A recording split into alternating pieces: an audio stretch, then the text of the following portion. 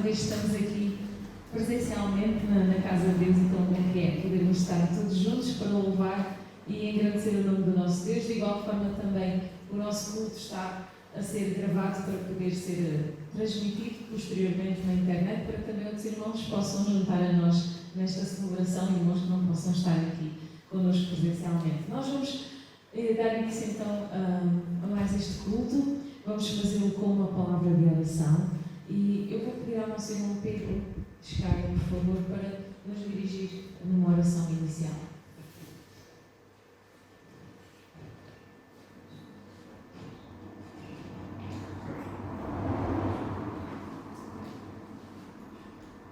Senhor Deus, nós pedimos a Tua presença, Senhor, nesta manhã, em nome do Senhor Jesus Cristo.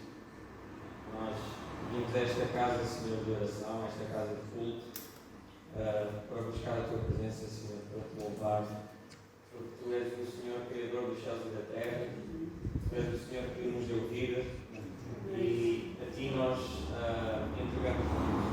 A Ti nós estamos gratos, Senhor, por nos dar vida, porque nos fazes estar aqui, Senhor, em tempos difíceis, Senhor, em tempos fáceis, Senhor, seja a altura em que for, Tu acompanhas-nos, Senhor, e nós estamos gratos por isso, Senhor. Vimos à Tua casa, Senhor, esta casa de oração, onde congregamos, Senhor, com um pequeno grupo da Tua Igreja, Senhor, que está espalhada por todo o mundo. Com este pequeno grupo nós vimos aqui, Senhor, dar louvores e agradecer, Senhor, porque nos desta salvação, Senhor Jesus Cristo, porque nós temos esperança, Senhor, nesta terra, nesta vida, Senhor, que Tu nos deste, nós temos esperança, Senhor, para enfrentar os dias, Senhor, para enfrentar as incertezas, Senhor. E nós vimos louvar-Te com um coração agradecido, Senhor, e queremos pedir a presença do Teu Espírito Santo no nosso meio, Senhor. Queremos pedir, Senhor, que nos purifiques para entrar na Tua presença como igreja, Senhor. Que Te agrades de nós, Senhor, que Te agrades do nosso louvor, Senhor. Tu toques nos nossos corações pelo Teu Espírito, Senhor. Que sejas engrandecido com todo este tempo que nós vamos passar aqui, Senhor. A louvar, Senhor. A ler a Tua palavra também, Senhor. A receber aquilo que Tu tens para nós, Senhor. Das Tuas direções, Senhor. Dos Teus ensinamentos, Senhor. Daquilo que Tu queres que nós aprendamos. Entregamos tudo nas Tuas mãos, Senhor. Queremos louvar-Te nesta manhã, Senhor. Queremos entregar-Te, Senhor, este tempo. Queremos que Te agrades de nós. Em nome do Senhor Jesus Cristo, nós fazemos tudo. Amém. Amém. Tal como Pedro orou, nós queremos louvar o nome do nosso Deus. Por isso vamos ficar em pé. Nós vamos começar por louvar o nosso Deus com um corinho. Todo o louvor irá ser projetado de qualquer das formas para quem também nos acompanha em casa. É o número 252 dos nossos livros de voz. E queremos dizer isto mesmo. Queremos dar-Te glória e louvores, levantando as nossas mãos, exaltando-Te ao Senhor. Porquê? Porque grande és Tu, grandes são as Tuas obras, não há outro como Tu, Senhor. Vamos então louvar o nosso Deus.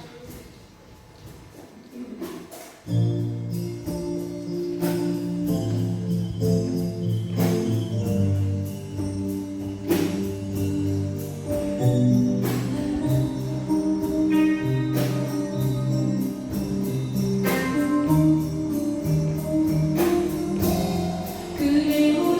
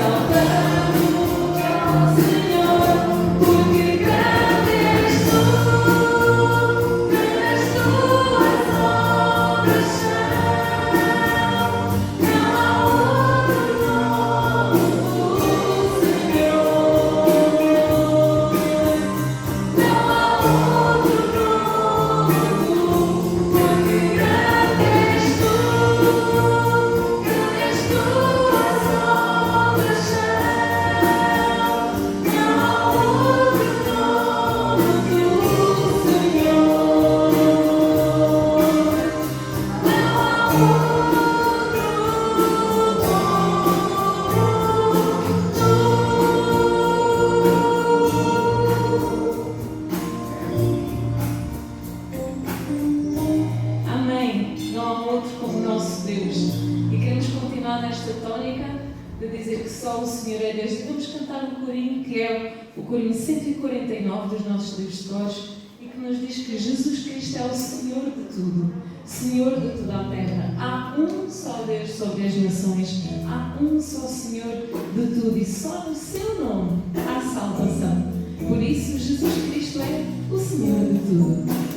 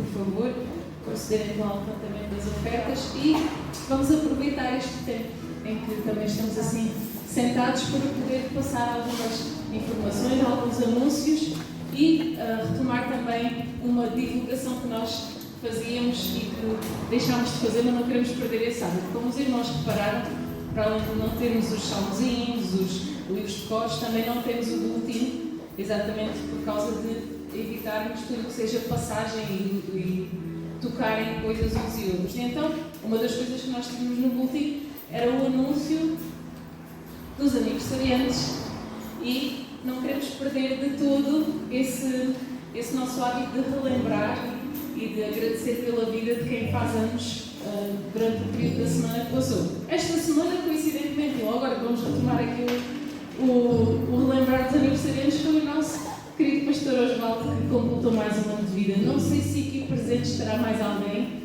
que completou mais um ano de vida. Esta semana não? Ok, então é mesmo só o nosso querido pastor. Parabéns, nós todos. Nós não vamos cantar os parabéns apenas pelo simples facto de termos muitas coisas para aproveitar para divulgar. O nosso tempo está mesmo contadinho ao segundo, mas queremos desejar as maiores bênçãos ao pastor, com certeza que fala em nome de toda a igreja. Uma grande alegria celebrar mais um ano de vida do nosso querido pastor. Dizem que não temos de ser a idade, portanto também não vou entrar por aí. Parece que é pontos, não é? Agora é pontos. Dizer também que e penso que, não sei se quiseres tu falar sobre isso em relação à situação da tua irmã. Nós, como os irmãos podem ver, nós ainda não temos cá o nosso irmão João Pedro. Ontem houve uma situação de doença na família deles. A Ana Beatriz teve que ser hospitalizada e operada de urgência, ao que tudo indica ser uma apendicite, mas não sei se querás dar mais algumas informações hoje, ou pelo menos como é que correu. Não, mexe.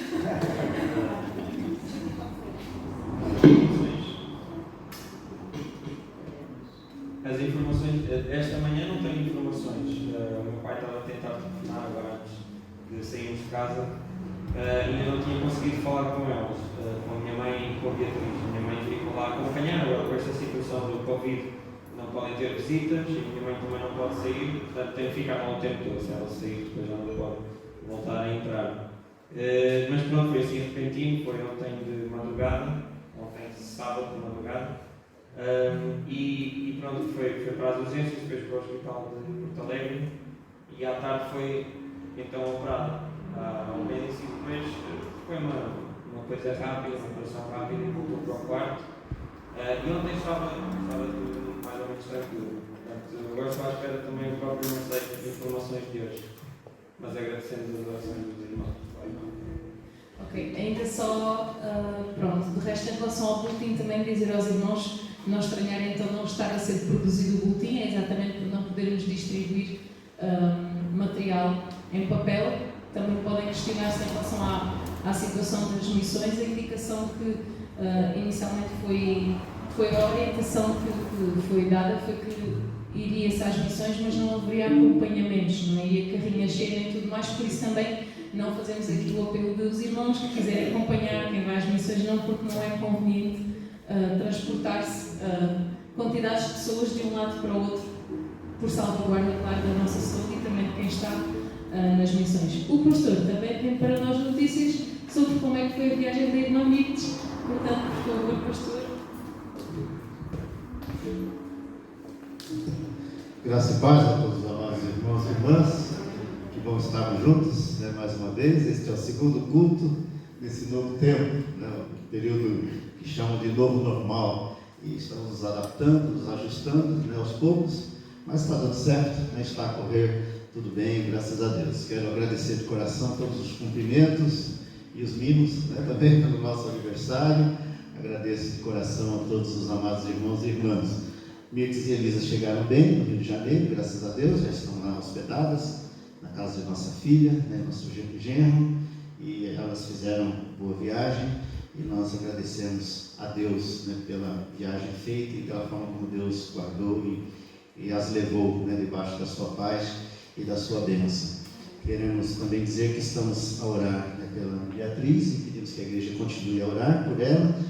Ela está agora na fase de convalescência, de recuperação da cirurgia, e carece também das nossas orações. E ainda em relação às missões, houve alteração dos horários dos cultos nas missões devido a esse período de verão, de calor. Então os irmãos entenderam alterar um pouquinho os horários. Então no Brunerim, ao invés de 3h30, está a ser às 4h30, 16h30 no Brunerim. Em Montargil foi para as 18 horas e só na Tramaga aqui manteve-se às 16 horas. Então hoje nós temos culto na Tramaga, no Brunerim e em Montargil. E pedimos que os irmãos estejam orando também em favor das nossas missões. Amém, amados? Deus nos abençoe e seja conosco nesse novo tempo. Amém. Pedir então ao irmão Carlos, por favor, para vir e orarmos pelas ofertas.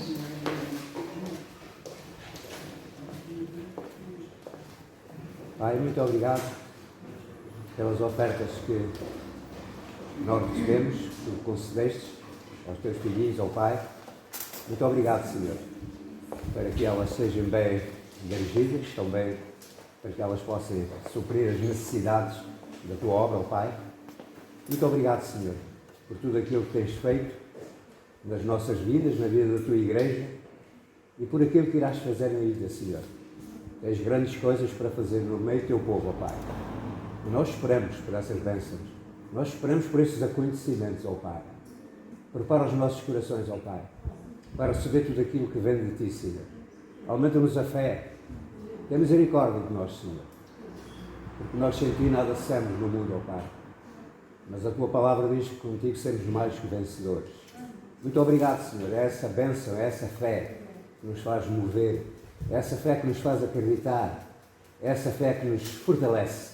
Tu és o nosso refúgio. Tu és a nossa fortaleza, ó Pai. Muito obrigado, Senhor, por este culto. Muito obrigado, Senhor, por este ajuntamento aqui neste lugar, ó Pai. Um lugar de bênção, um lugar de louvor. Recebe o nosso louvor, ó Pai, com gratidão. Pai Santo, prepara os nossos corações agora também para receber a palavra. Usa o teu servo, com o poder do teu Santo Espírito, ó Pai, para que ele possa estar completamente livre e à vontade. Para que o Espírito Santo possa mover todas as coisas, ó Pai. Não se faça a nossa vontade, mas sim a tua vontade, ó Pai. Muito obrigado, Senhor. Continuamos a abençoar. Este dia seja um dia para a honra e glória do teu nome, Pai. Em nome de Jesus. Amém.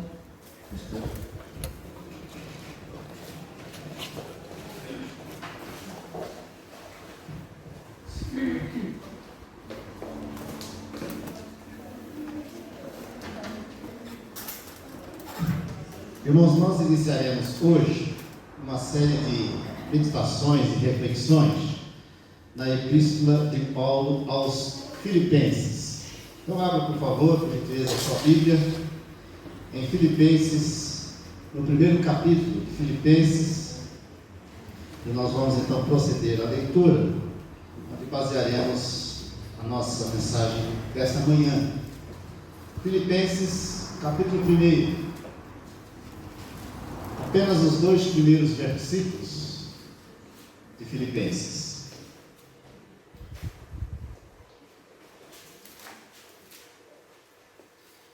Vamos ficar em pé, em obediência à palavra do Senhor, para procedermos esta leitura. Filipenses capítulo 1, versos 1 e 2, diz a palavra do Senhor. Paulo e Timóteo, servos de Cristo Jesus, a todos os santos em Cristo Jesus, inclusive bispos e diáconos, que vivem em Filipos. Graça e paz a vós outros, da parte de Deus nosso Pai e do Senhor Jesus Cristo. Amém, amados? Deus nos abençoe. Os irmãos podem sentar. Por que Filipenses? Ora, por 2 motivos. Primeiro, porque a igreja de Filipos, a implantação da igreja de Filipos, marcou o início da evangelização e da chegada do cristianismo na Europa, que é o que nós conhecemos hoje por Europa. Então, Filipos era uma cidade estratégica, que dividia o Oriente do Ocidente, a Ásia da Europa. Ficava numa posição estratégica no Império Romano. Filipos era uma cidade muito importante naquela época e se transformou até numa colônia, num status de colônia romana. Então era uma excelente cidade. E o Senhor então enviou os seus missionários ali para pregar o Evangelho. Paulo, Silas, e eles estiveram ali e houve então a evangelização daquele povo da cidade de Filipos. Muitas pessoas se converteram ali naquele lugar e a igreja do Senhor Jesus então foi implantada ali naquela cidade, que marcou então o início da evangelização no continente europeu. Então é importante por isso, porque marcou o início da evangelização da Europa. E o segundo motivo é porque essa epístola fala muito a respeito de alegria. Então é a carta da alegria. Pelo menos 16 vezes a palavra alegria e suas variantes, tanto o substantivo alegria como o verbo alegrar-se, aparece por cerca de 16 vezes nessa epístola. Então ela fala muito a respeito de alegria, que é o que nós mais precisamos nesses tempos difíceis, de pandemia, de apreensão, de insegurança, de instabilidade, que nós temos vivenciado. Então a epístola fala sobre alegria, muitas vezes, mas fala também a respeito de unidade, porque é necessário que haja alegria e unidade no cumprimento da missão, ou seja, no exercício da missão, do ministério, do serviço que o Senhor confiou à sua igreja e confiou a cada um de nós como crentes em Cristo Jesus. Então essa igreja de Filipos foi implantada por ocasião da segunda viagem missionária de Paulo. Coloca o dedo aí no texto de Filipenses e acompanhe comigo, por favor, lá em Atos capítulo 16, Atos 16, a partir do versículo 11, quando nós temos a chegada do Evangelho na cidade de Filipos, atendendo então a uma visão que o Senhor deu aos apóstolos, aos missionários, para passarem a Macedônia e ajudá-los. Então, capítulo 16 de Atos, eu vou ler o versículo 9 e depois nós entraremos no versículo 11. Diz assim, verso 9: à noite sobreveio a Paulo uma visão, a qual um varão macedônio estava em pé e lhe rogava, dizendo: passa a Macedônia e ajuda-nos.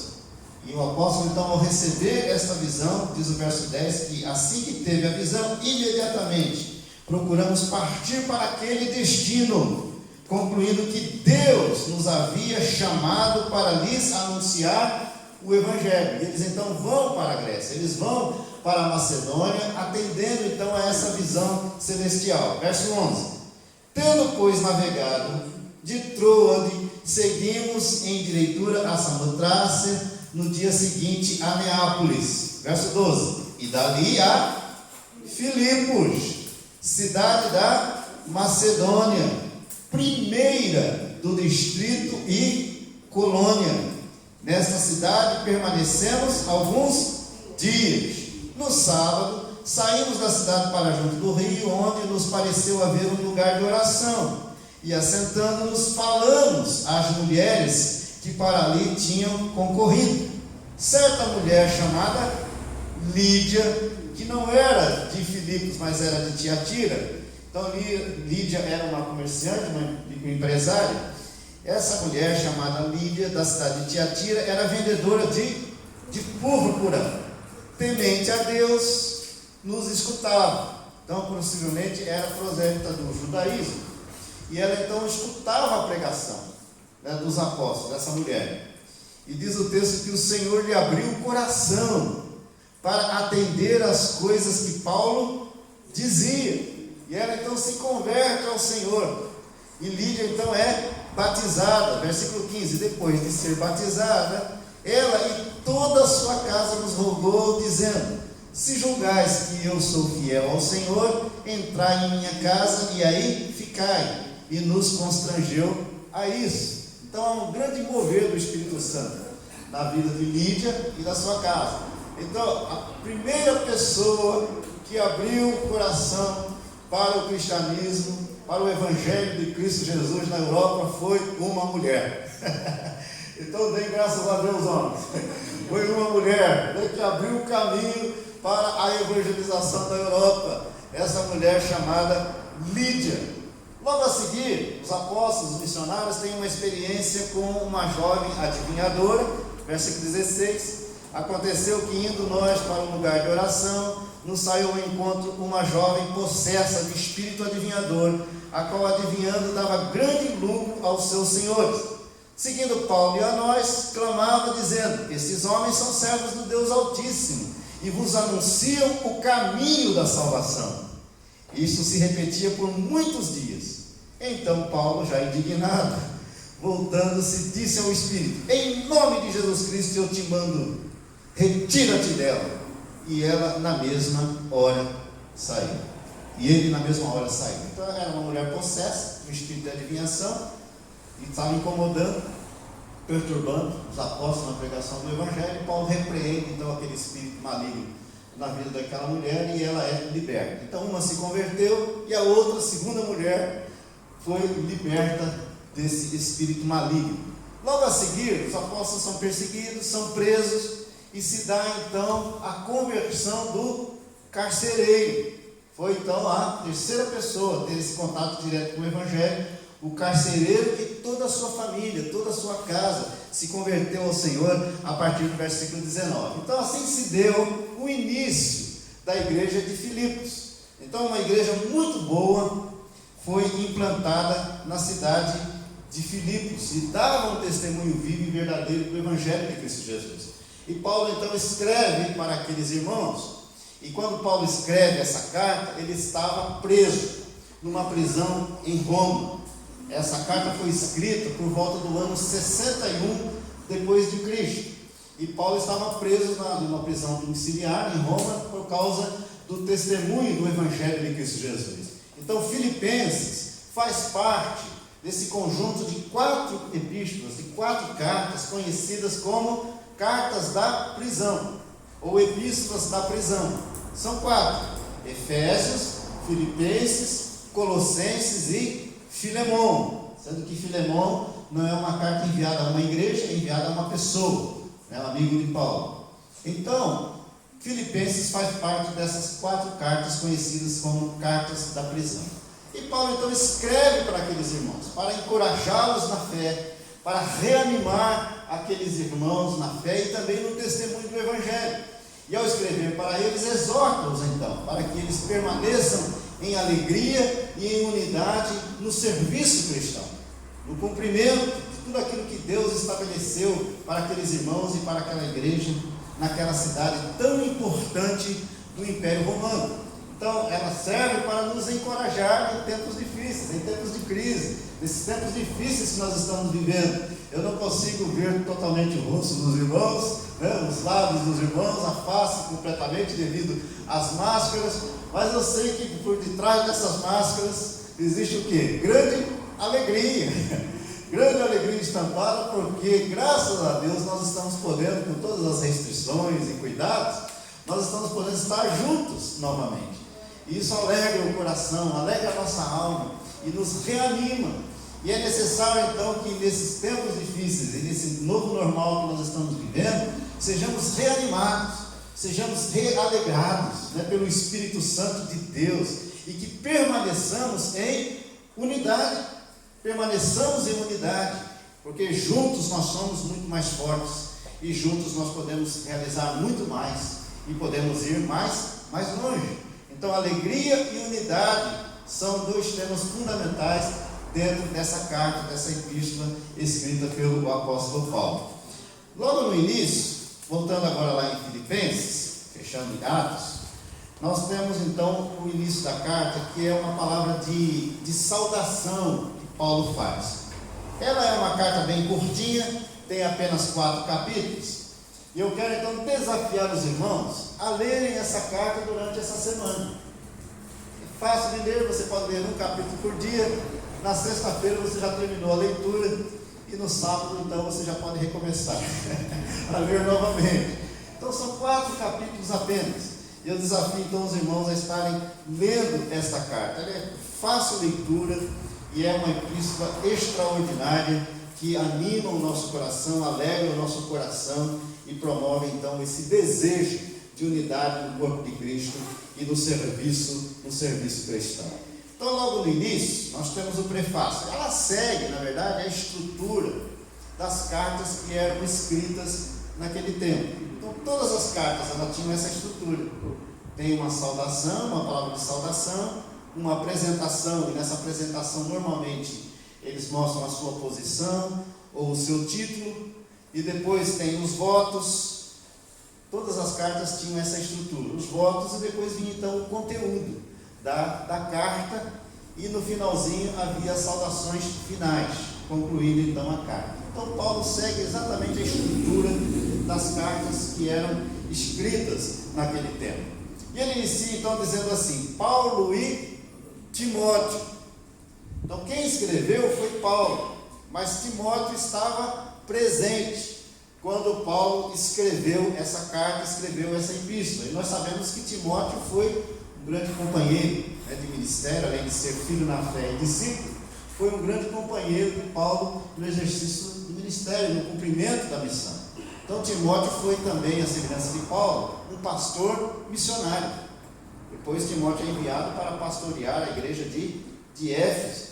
Então Paulo e Timóteo, e vejam como eles se apresentam nessa carta: servos de Cristo Jesus.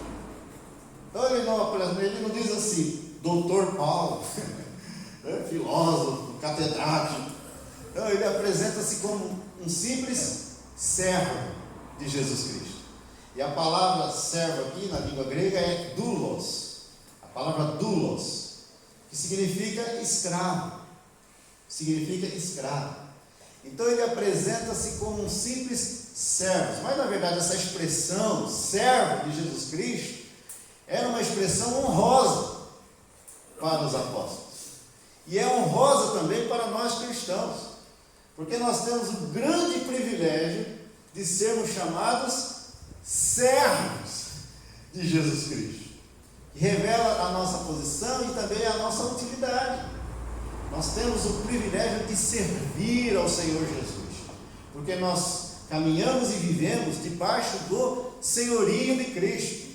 Todo cristão precisa entender que no dia da sua conversão, no dia da sua salvação, ele não recebeu a Jesus apenas como seu Salvador, mas recebeu a Jesus Cristo também como seu Senhor.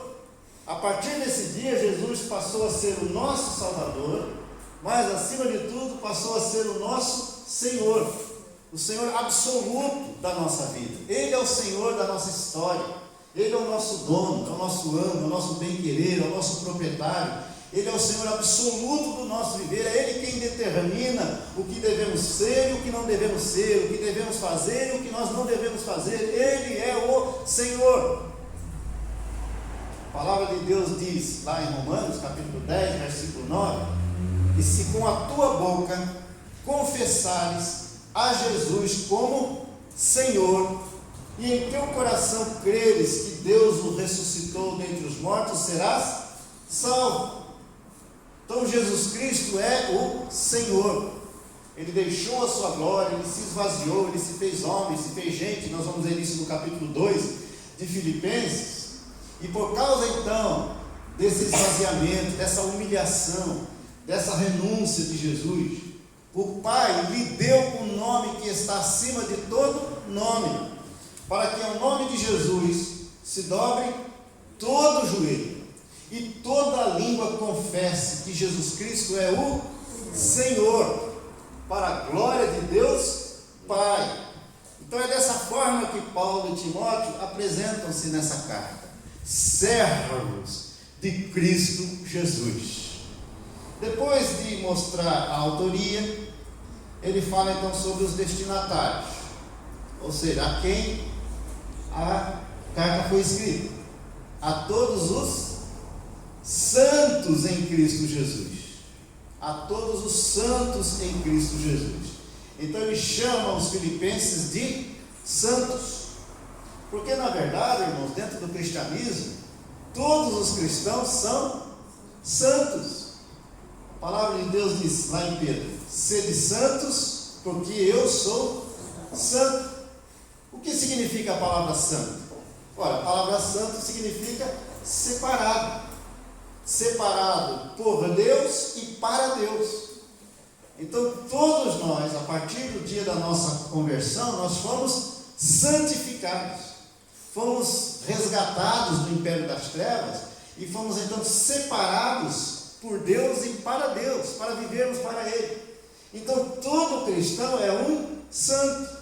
Agora, não exige que se faça alguma estátua, alguma imagem para você. Porque Deus nos coloca nessa posição pela sua graça. Então, alguns dizem, por que os evangélicos não veneram os santos? Olha, porque todos nós somos santos. A igreja do Senhor Jesus é a santa igreja de Cristo Jesus estabelecida na terra. É claro que, embora sejamos santos, somos pecadores, ainda estamos sujeitos, ao pecado, mas todos nós estamos nesse processo de santificação que é operado pelo Espírito Santo de Deus em nossas vidas a cada dia do nosso viver. Ainda somos imperfeitos, mas somos santos, somos chamados de santos.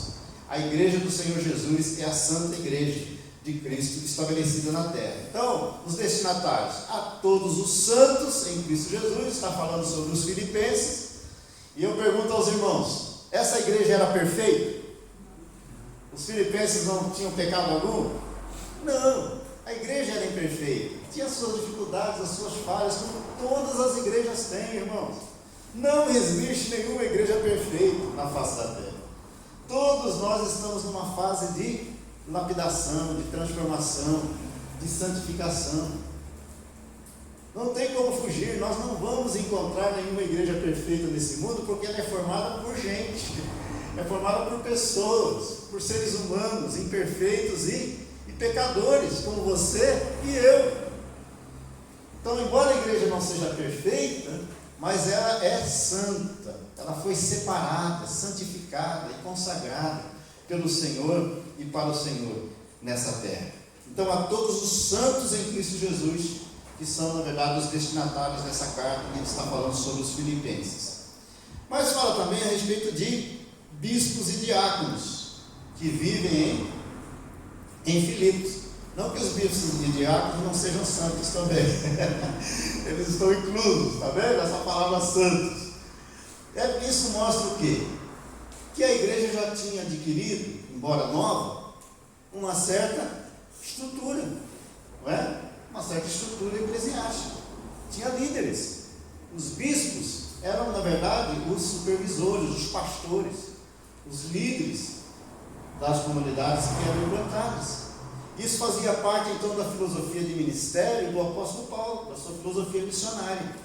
Ele percorria a cidade, chegava numa cidade, plantava uma igreja, e ali naquela igreja ele formava uma liderança local.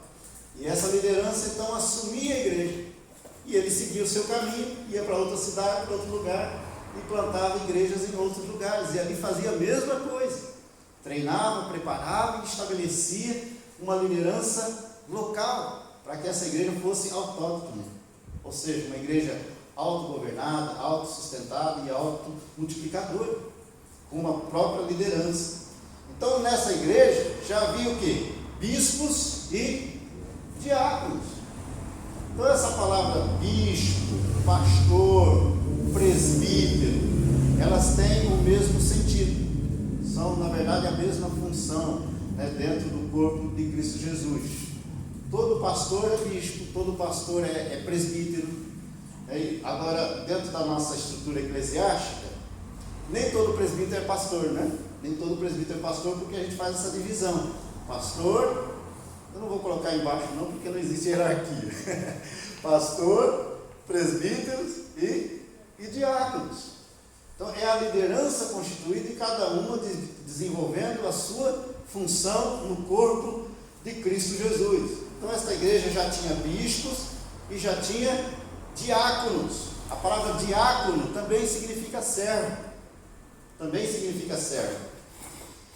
Que vivem em Filipos, que estavam ali naquela cidade. Era a liderança eclesiástica naquela comunidade cristã, e na cidade de Filipos. E aí vem então a saudação. Graça e paz a vós outros, da parte de nosso Pai e do Senhor Jesus Cristo. Então essas duas palavras, caris e eirene, graça e paz. Onde ele chegava, ele saudava então a comunidade cristã com a graça e a paz de nosso Senhor e Salvador Jesus Cristo. Em alguns lugares ele dizia graça, paz e misericórdia. Ele usa também a palavra misericórdia algumas vezes. Isso se tornou então um cumprimento cristão, muito conhecido, muito comum, até nos dias de hoje. Quando nós nos encontramos, nós dizemos graça e paz. Isso não é invenção da Igreja Batista, tá? Porque alguns dizem assim, não, graça e paz é um cumprimento batista, a paz do Senhor é um cumprimento pentecostal. Na verdade não é um cumprimento cristão, bíblico. Graça e paz. Então onde ele chegava, ele saudava aqueles irmãos, saudava aquela igreja com a graça e a paz de nosso Senhor e Salvador Jesus Cristo. O que significa graça? Caris na língua grega. A palavra graça significa favor de Deus, favor imerecido. Todos nós fomos alcançados e salvos pela graça de Deus. Nós estamos aqui hoje pela graça de Deus. Poderíamos não estar, mas pela graça de Deus hoje nós estamos aqui reunidos. Então nós somos frutos da graça e sempre alvos da graça de Deus. Se não fosse a graça de Deus sobre nós, não estaríamos aqui hoje. Porque a graça de Deus tem sido constante nas nossas vidas, tem se derramado de forma plena e abundante no nosso viver, a cada dia da nossa vida, porque graça é favor de Deus, favor imerecido, que nós nunca merecemos e nunca mereceremos, mas é Deus quem toma a iniciativa de manifestar sobre nós a sua graça como fruto do seu amor para conosco. Efésios 2,8 diz, pela graça sois salvos, mediante a fé. Isso não vem de vós, é dom de Deus. A graça de Deus, ela é também multiforme, ou seja, ela se revela, se manifesta de várias formas, de várias maneiras. A graça de Deus, ela é libertadora, não foi? Essa mulher adivinhadora, ela foi o quê? Liberta. Por quê? Porque a graça de Deus se manifestou sobre a vida dela, libertando-a completamente desse espírito maligno, desse demônio que havia tomado conta da vida dela. A graça libertadora. A graça de Deus se manifestou salvadora na vida de quem? De Lídia, na vida do carcereiro, de toda a sua casa aqui na cidade de Filipos. Então a graça de Deus, ela é salvadora. Ela se manifestou sobre nós, nos libertando de todo e qualquer tipo de escravidão, e ela se manifestou sobre nós, salvando-nos completamente, concedendo-nos a vida eterna, a salvação em Cristo. Os nossos nomes foram escritos no livro da vida, e a nossa vida foi transformada. Então é a graça libertadora, a graça salvadora, a graça transformadora. É a graça de Deus que nos transforma de glória em glória segundo a imagem de Cristo Jesus. A graça, ela é também consoladora. Quantas e quantas vezes estamos tristes e a graça de Deus nos alcança, inunda o nosso coração e nos consola, remove toda angústia, toda tristeza e alegra novamente o nosso coração. É graça, é favor de Deus que se manifesta a cada dia do nosso viver. E o Senhor diz a Paulo, a minha graça te basta, a minha graça te basta, porque o meu poder se aperfeiçoa na fraqueza.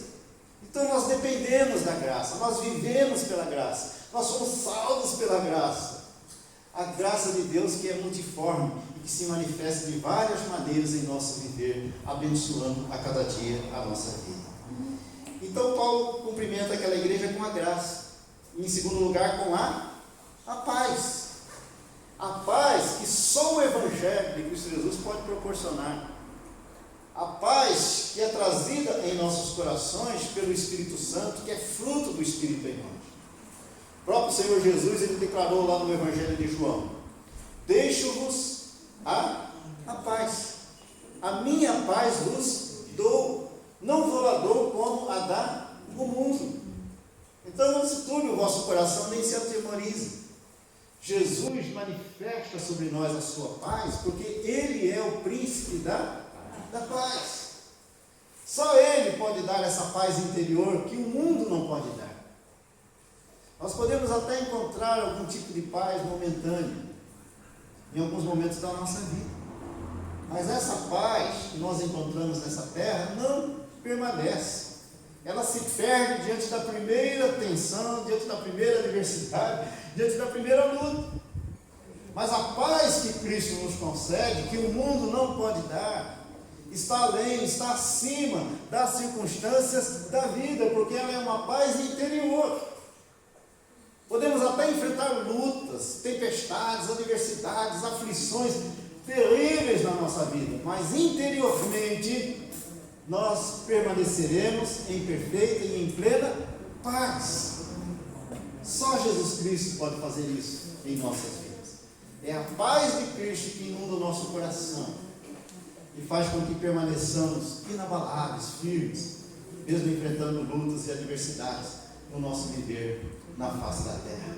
É essa paz que o Senhor nos concede pela sua graça, inunda o nosso coração, inunda a nossa alma e faz com que permaneçamos firmes diante das lutas e das adversidades da vida. Então Paulo diz: graça e paz a vós outros, da parte de Deus, nosso Pai, e do Senhor Jesus Cristo.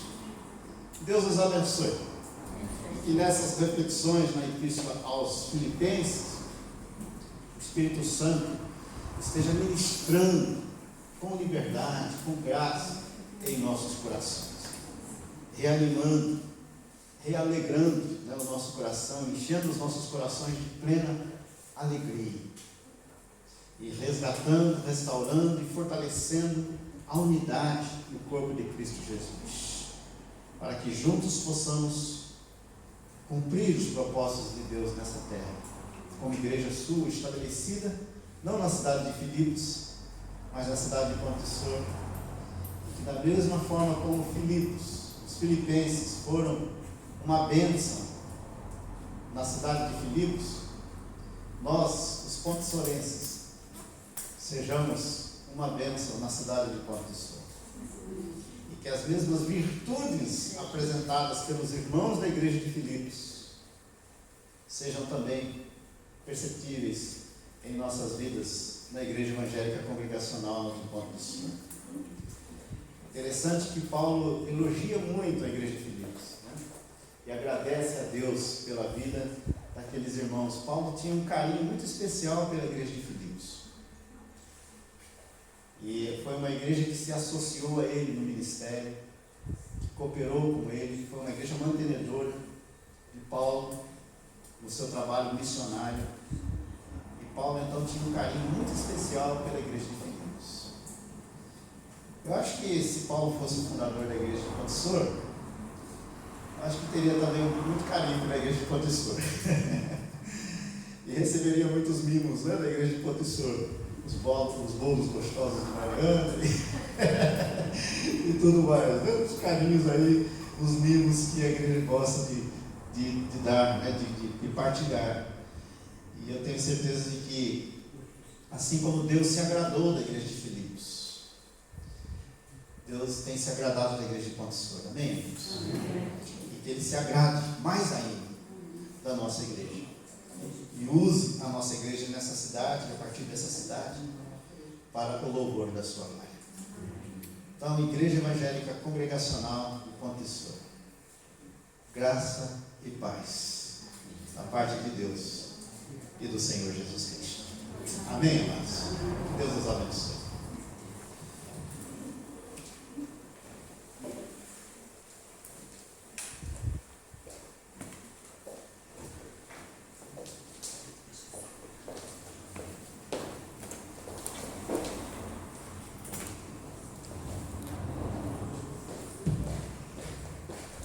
E antes de terminarmos com a oração final por parte do pastor, Nós vamos cantar um hino, está nos nossos salmos e hinos. Ele é o número 385. E nós vamos ficar em pé. É um hino também que nos fala sobre alegria. E a alegria que nós temos porquê? Porque temos Jesus. É o hino 385.